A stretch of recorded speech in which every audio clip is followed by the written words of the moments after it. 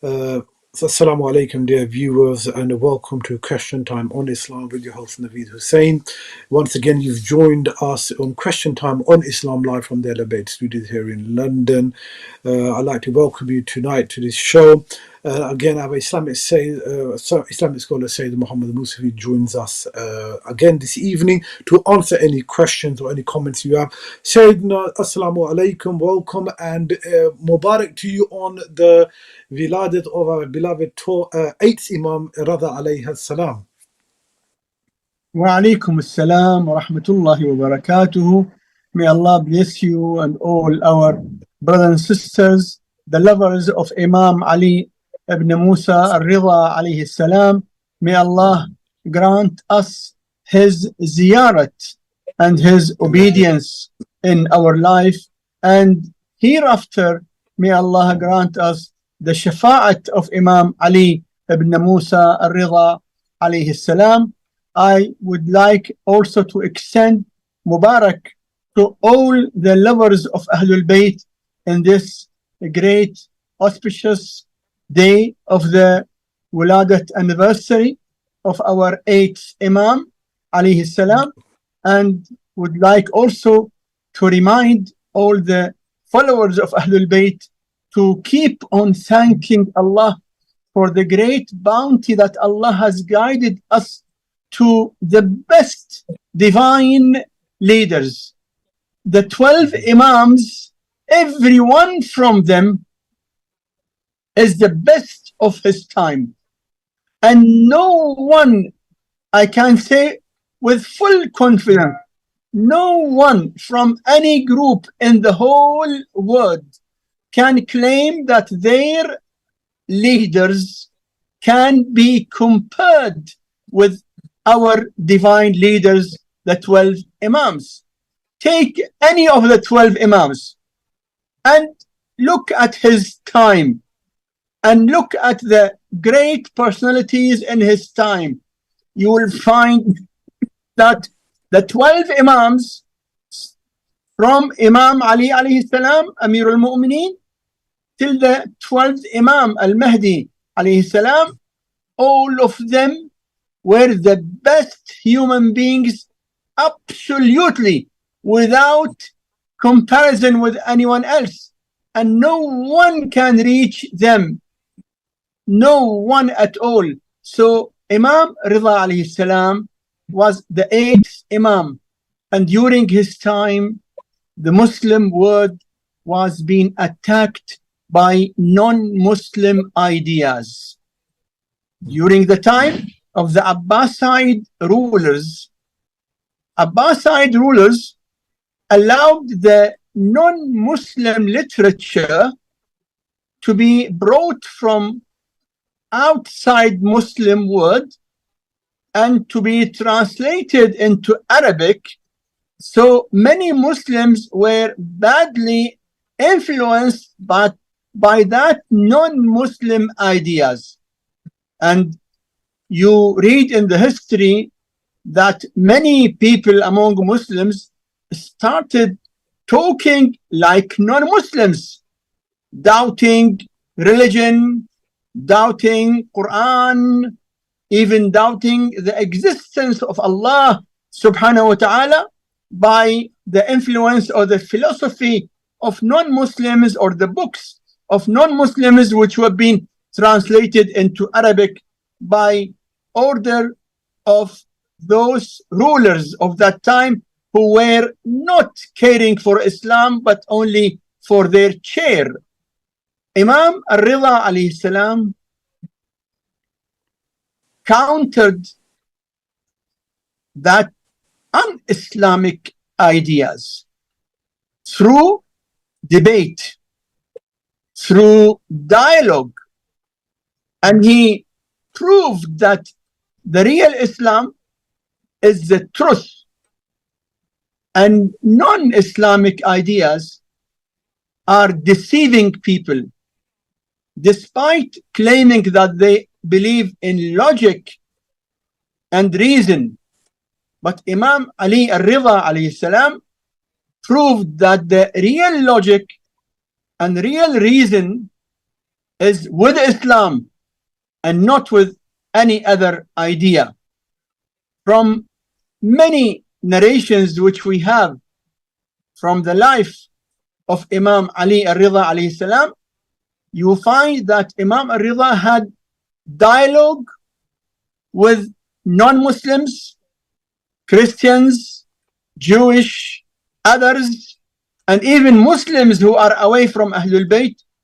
And in all his debates, he proved to them from their own literature, from their own sources, that the real Islam is the truth, and real Islam is what the Prophet and Ahlul Bayt alayhim salam taught, followed, and said and acted upon.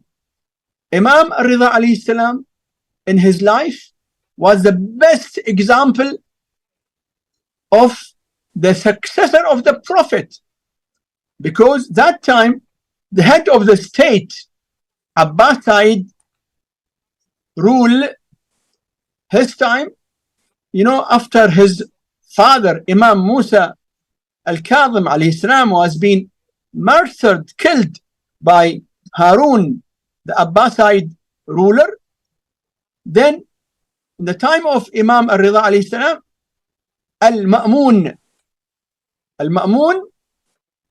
who killed his own brother, Al-Ameen. Both were sons of Harun. Al-Ma'mun and Al-Ameen, they fought among themselves. And Al-Ma'mun killed his brother. And he announced himself to be the caliph. And Al-Ma'mun wanted moral support from Imam al-Ridha. Imam alayhi salam did not support him, because Imam al-Ridha alayhi salam knew that Al-Ma'mun does not fear God. He just wants to keep the chair in his hand. He wanted to be the ruler, the king, the empire.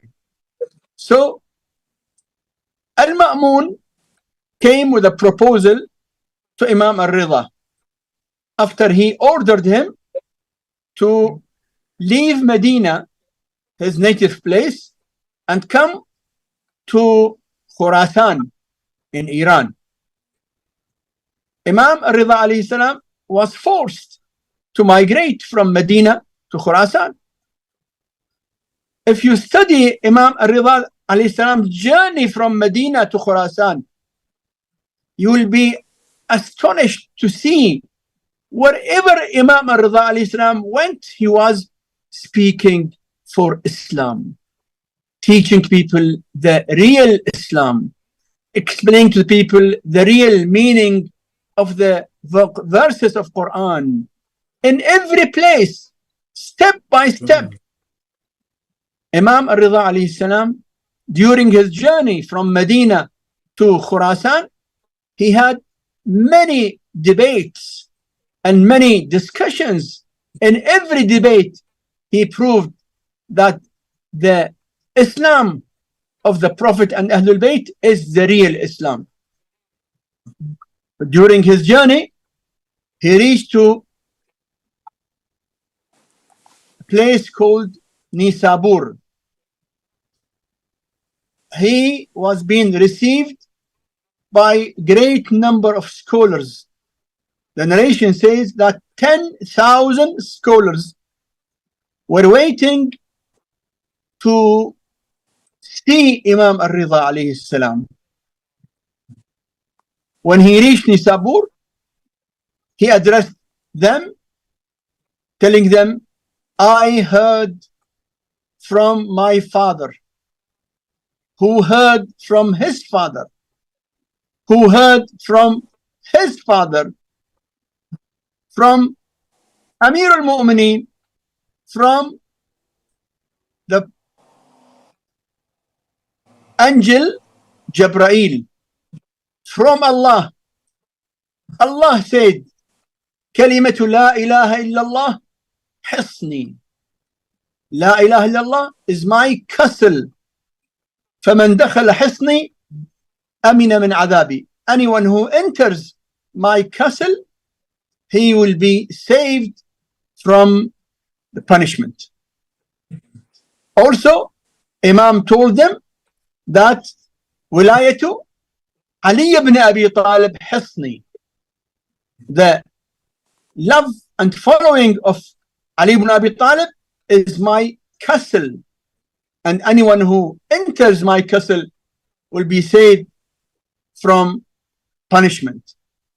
Imam Ar-Ridha alayhi salam told the people this hadith, which is known in our history by hadith silsilat al-dhahab, means the narration of the golden chain, because all the narrators are infallible, from him, from his father, from his grandfather, from his grand-grandfather, till the Prophet, Jibreel, and Allah. There is no hadith with such great chain of narrators. So this is one example. Imam Ali Ar-Ridha alayhi salam was the most learned human being in his time, like all other 12 Imams. And he implemented Islam in the best way. Not only knowledge, but practical knowledge, means his life was a practice of Quran, the practice of the authentic hadith of the Prophet, like no one else. That's why if you go through the literature which we have from different Islamic schools of thought, they all admit that during the time of Imam Ali Ar-Ridha alayhi salam, no one in the whole world of that day, that time, no one was more knowledgeable or more pious than Ali Ar-Ridha alayhi salam. I'll give you one example. One example of Ibn Hibban. Ibn Hibban is one of the well-known Sunni scholars. He has got a big book of hadith called Sahih Ibn Hibban. Sahih Ibn Hibban. He himself wrote that whenever I had a hardship in my life, I go to the shrine of Ali Ar-Ridha and I invoke and seek from Allah to remove my hardship and difficulty by the status of Ali Ar-Ridha, and I get my wish fulfilled. That is a statement from one of the leaders of the Sunni sects. Also, we have got many other Sunni big scholars who admitted the great status of Ali Ar-Ridha alayhi salam, our 8th Imam, not only during his life, but even the great blessings from his shrine, which they get when they seek from Allah by his status. We say, Alhamdulillah, who granted us to know the 12 Imams and to love them and to try our best to follow them. And we seek from Allah to keep us with the sincere followers of the 12 Imams alayhim as-salam, and to keep our life and our death with them and never away from Muhammad and his holy progeny, Ahlebait. Allahumma salli ala Muhammad wa ali Muhammad.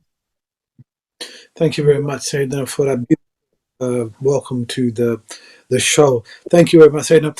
Syed, can you please let me know if it is compulsory for a woman to cover her chin during the wajib salah? I cover my face, but not sure if the chin below the lower lip has to be covered.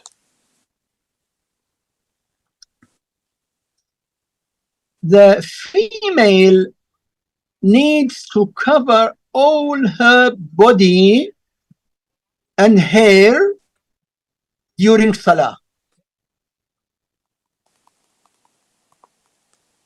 The outer side of the chin, which is part of the face, can be uncovered, but the lower side of down one, which is not part of the face, the lower one, which is not part of the face, must be covered.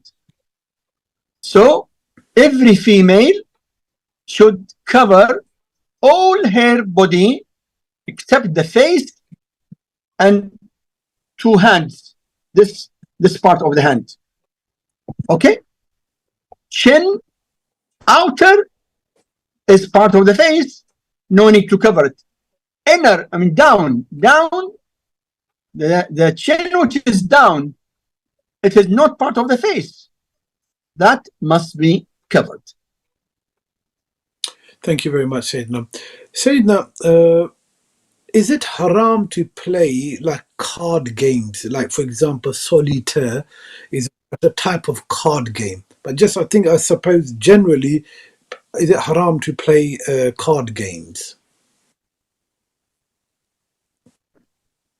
The games are different types.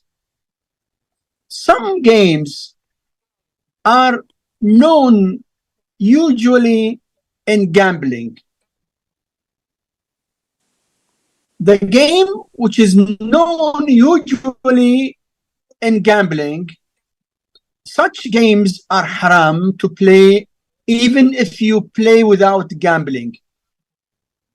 As far as the game is known to be used in gambling, even if you don't gamble, it is haram. Say, for example, the cards, the game of cards. Usually people play cards and gamble. Usually those who play cards, they gamble in a way. So playing cards, because this game is usually known in gambling. Game of chess, any game which is usually known in gambling, this game is haram even if you play it without gambling. Other type of games which are not known as gambling, for example, if you play football is not always for gambling. Basketball, for example, swimming, not always for gambling. Sometimes people gamble. Yes, sometimes people also gamble, but the game itself is not known as gambling game. A game which is not known as gambling is permissible to play as far as you don't gamble. But the play or the game which is known as gambling game, it is always haram whether you gamble or you don't gamble. Yes, please. Thank you very much, Sayyidina. Sayyidina, did the Ahlul Bayt alayhimussalam teach us to call upon themselves directly rather than to Allah through the wasila? If so, what is the evidence in hadith for it?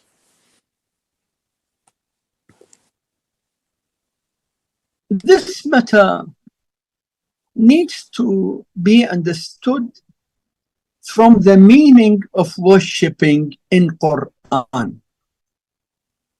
Nowadays, many Muslims are being misled by the Wahhabi propaganda, which claims that when you seek help from anyone other than Allah, you became a worshipper of that other, which is completely wrong. That is misunderstanding Quran. It is against Quran. When you seek help from other than Allah, believing that Allah is the first and last, Allah who grants, Allah who gives. Even when you ask the Prophet, Ya Rasulullah, get me my need, my wish, you know that the Prophet cannot do anything on his own. The Prophet always seeks from Allah, and Allah who decides, who gives or does not give. You believe that Allah has the final decision, and you seek help from the Prophet or from the infallible Imam. Nothing wrong in it, because you believe that you are not ignoring the fact that everything is in the hand of Allah. Those who ask their needs from the idols, thinking that the idol gives them without Allah, they are doing shirk. But we don't have among Muslims anyone who believes that anything can happen without Allah. So when you ask the Prophet your need directly, you know that the Prophet will ask Allah, and nothing will happen without the permission of Allah. Nothing wrong in it. You can ask Allah directly, and it is better to ask the most beloved servants of Allah who pray for you and get your need fulfilled from Allah. Yes, if you read Quran, you will find many Quranic verses. I again say that be aware, be careful from the Wahhabi misunderstanding of Islam. They claim to be followers of Tawheed, but they don't know what is real Tawheed. They have taken Tawheed from Jahil people, not from the Prophet, not from Quran. Otherwise, you find in Quran, a prophet, Yaqub, when his sons committed sin against their brother Yusuf, then repented, and they came to their father asking him to pray for their forgiveness. He did not tell them go and ask Allah directly, did he? No. In Quran, you read Quran, قالوا يا أبانا استغفر لنا. They said, oh, our father, seek forgiveness for us. He did not reject that. He did not tell them, no, don't say this, that's shirk. No, he said, yes, I will seek. قال سوف أستغفر لكم ربي. I will seek forgiveness for you. That is Tawheed. So when the sinners came to the Prophet and asked him to request forgiveness for them from Allah, he did not say, no, no, no, don't do it. Don't ask this. You ask Allah directly only. No. Because they know that forgiveness is in the hands of Allah. And the Prophet, because of his high degree in humbleness, obedience of Allah, his intervention, intercession helps a lot. Also in Quran, Allah teaches us. Allah in Quran says, وَلَوْ أَنَّهُمْ إِذْ ظَلَمُوا أَنفُسَهُمْ جَاءُوكَ. Had they, when they did wrong to themselves by sinning, had they come to you, O Prophet, had they come to you, O Prophet, and seek forgiveness. And the Prophet also requested or prayed for their forgiveness. لَوَجَدُوا اللَّهَ تَوَّابًا رَحِيمًا. They would have found Allah accepting their repentance and merciful on them. So that is the Tawheed of Quran. When you seek your need from the Prophet, knowing that Allah gives, Allah accepts, not the Prophet alone from Allah. We don't believe that any Prophet can do anything without Allah, away from Allah at all. So that's Tawheed. But Wahhabis claim that when you say Ya Rasulullah, means you are worshipping the Prophet. No, we are not worshipping the Prophet at all. No Muslim worships anyone but only Allah. So briefly, if you seek your need from the Prophet, from the infallible Imam, knowing that the final is in the hands of Allah, and the Prophet and the Imam is just because of their degree in worshipping Allah and humble service to the religion of Allah, their supplication, their dua will be very helpful to you. Nothing wrong in that at all. It is in fact according to the Quranic teaching, because Allah is teaching us to come to the Prophet when we seek forgiveness. And when the Prophet is no more in this dunya, come to the successor of the Prophet, who is the infallible Imam. That is the Quranic way, teaching us how to seek our needs from Allah subhanahu wa ta'ala. Thank you very much indeed, Syed. Assalamu alaikum. Alaykum Syed, why is it so hard to make friends? I always find myself in a position where other people avoid me. They come to me only when they need help or advice, but then leave me once their purpose is fulfilled. Is there a dua to make friends? Making friends is something which needs to be dealt with carefully. You see, mixing with people is something, and making friendship is something different. You can have a lot of people who know you and you know them, but your friends should be well, carefully selected. Your friend is a person who should support you in your way to build a life of piousness.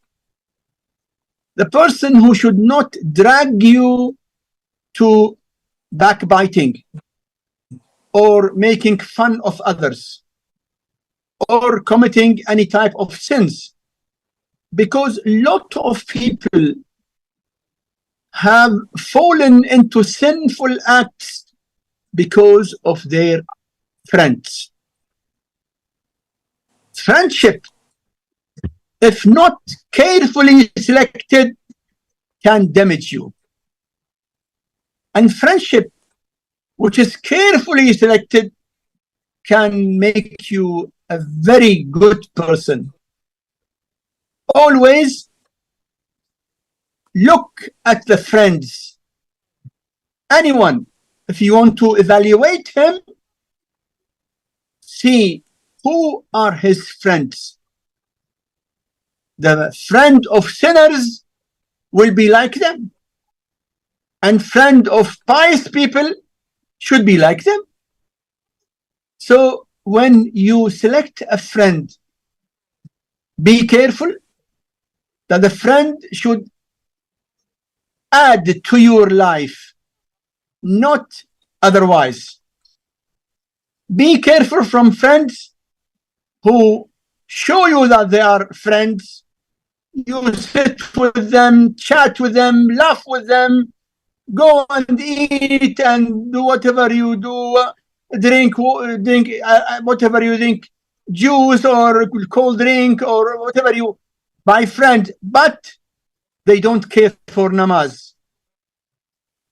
If your friends don't care for namaz and time of namaz comes, as they don't care, they will discourage you from performing your namaz on time because they don't care for namaz. If your friends don't care for halal or not halal, they eat anything like animals, you might be also like them sometimes. I don't say always. Sometimes in weakness point. So be careful. Don't be friendly with anyone who can harm your religion. After selecting your friend, you have to maintain the friendship. We have got hadith that the most weak person is a person who is unable to get good friend. And weaker than him is a person who gets a good friend, then he loses the good friend. So you have to be searching for good friend, pious, sincere, truthful, and you should not lose your friends. How do we lose our friends? By harming them, by boring them. Someone who speaks a lot, person who talks and talks and talks, his friends will leave him because they'll be bored by his nonsense or not necessary talking. So when you get good friend, look after your good friend and don't make him leave you. Don't do anything which hurts his feeling. Don't do anything which makes him feel that you are not respecting him enough.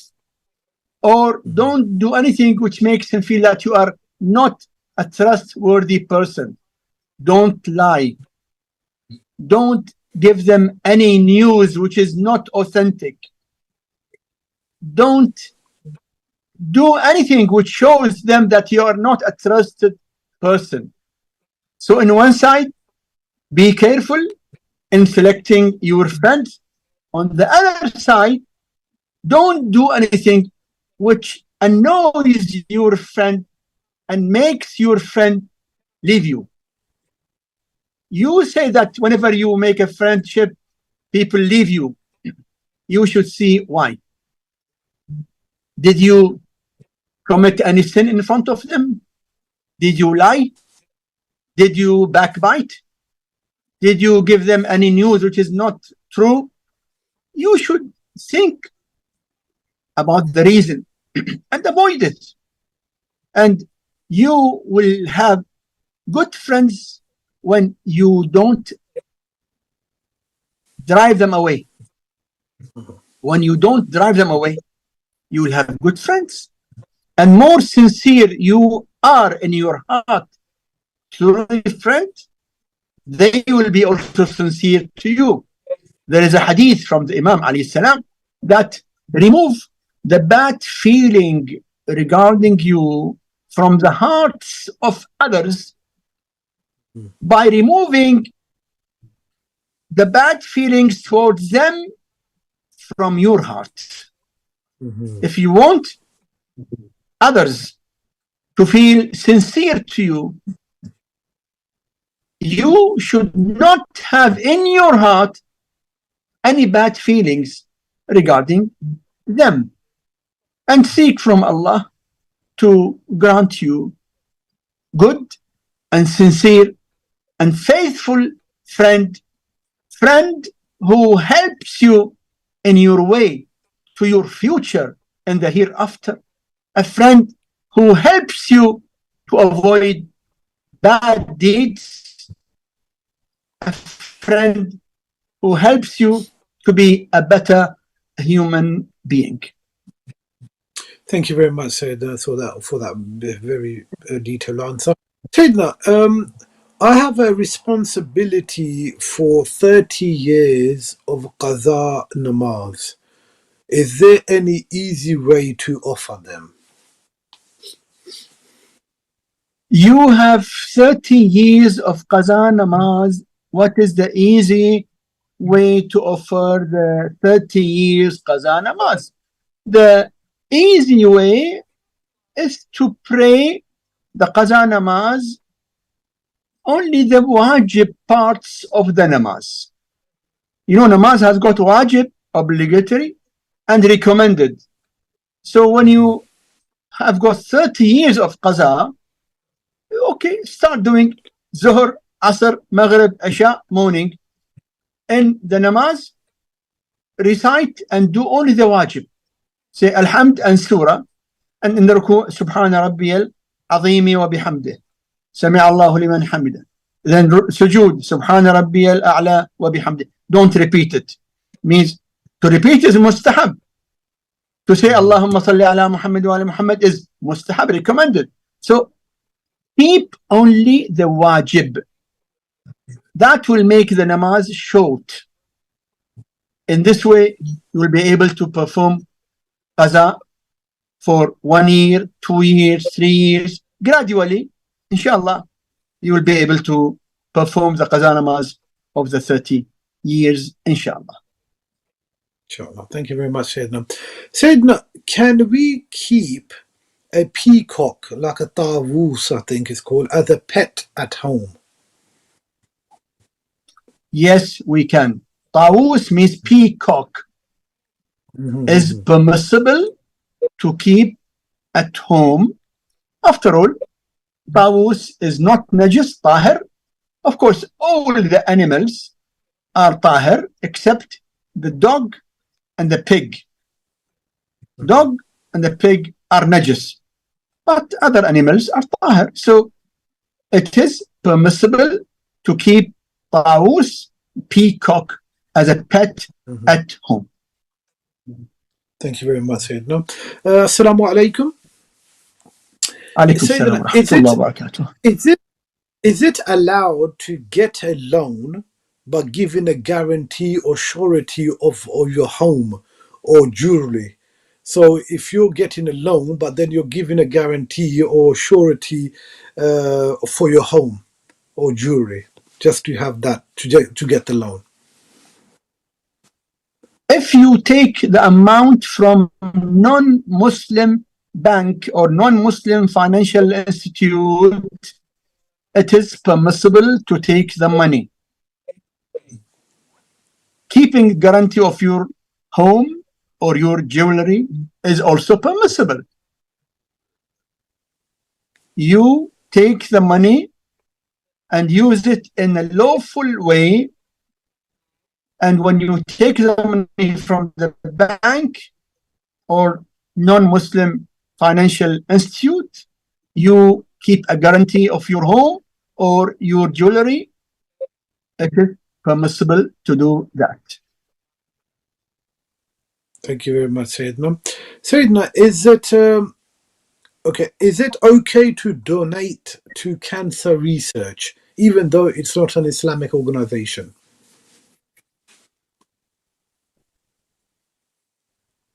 Without names, donating to any organization which helps people, general public, whether heart patients or cancer patients or eye patients or any patient, donating to such organization which is helping people is good.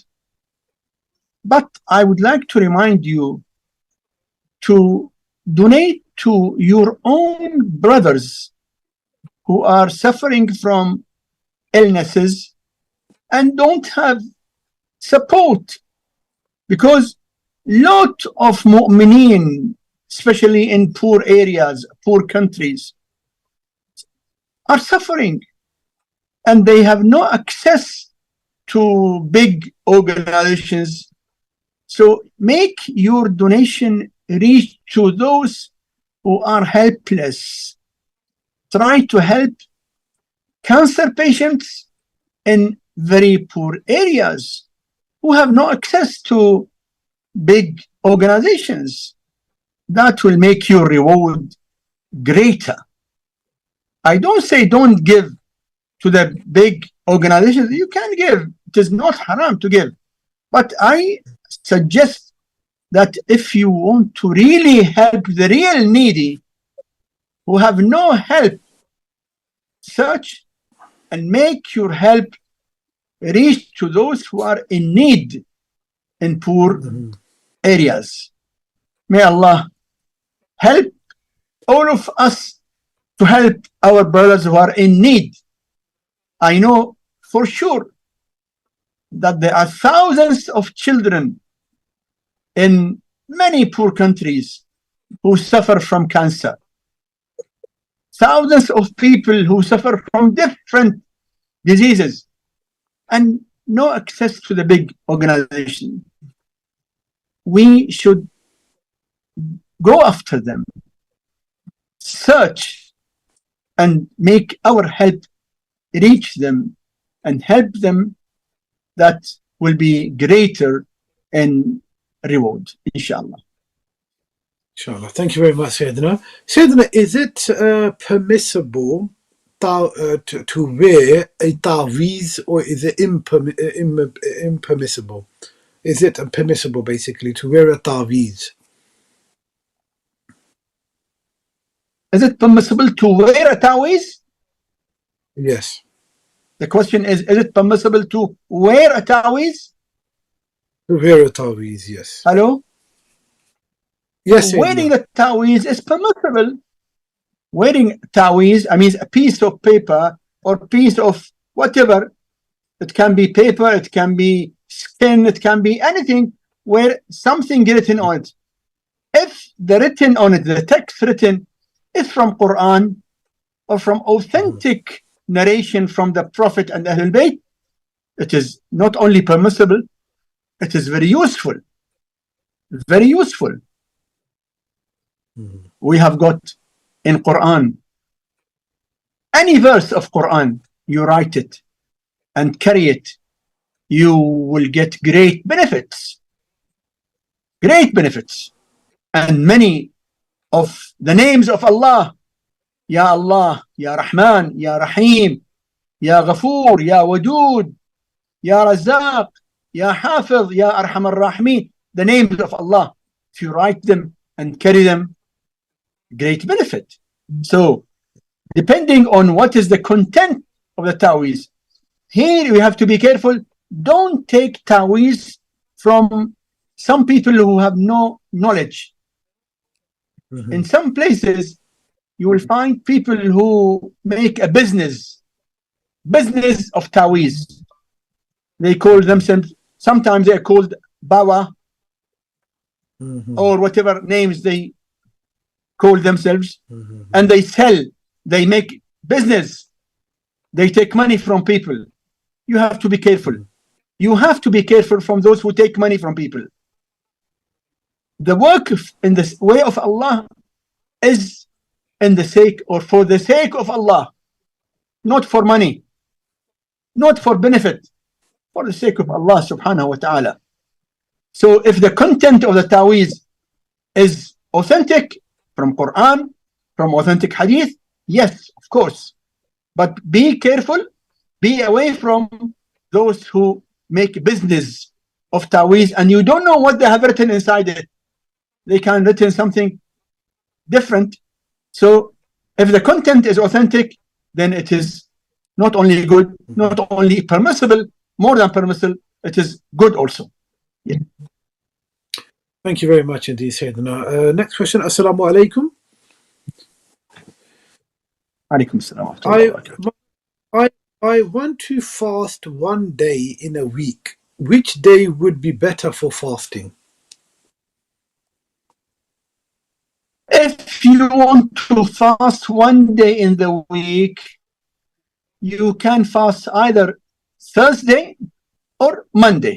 Because in the narration that the Prophet Muhammad, peace and blessing be upon him and his holy progeny, used to fast every week 2 days, every Monday and every Thursday.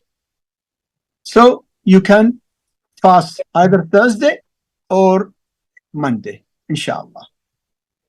Inshallah. Thank you very much, Sayyidina. Sayyidina, is the funeral prayer obligatory for a person who is mentally unstable and is over 18 years old?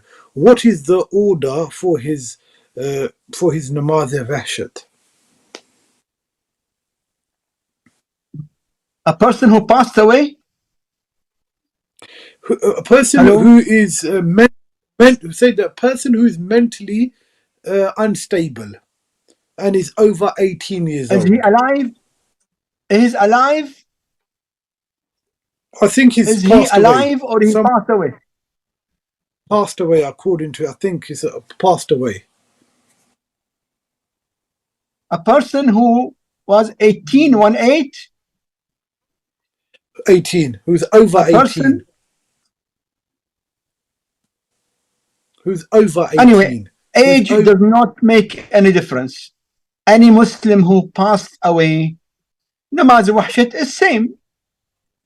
Any person who passed away, the best to do for him is to give charity on his behalf. The hadith says, "Irhamu mawtakum bis-sadaqah." Have a mercy on your deceased by giving charity. People focus on namaz al-Wahshat, but many of them forget giving charity. In hadith, giving charity is more useful and helpful to the deceased than anything else. Then after giving charity, namaz al-Wahshat is also good. But first, giving charity is more helpful to the deceased. Namaz al-Wahshat is same, whether the person is mentally perfect or not, his age is 18 or 80, makes no difference, same.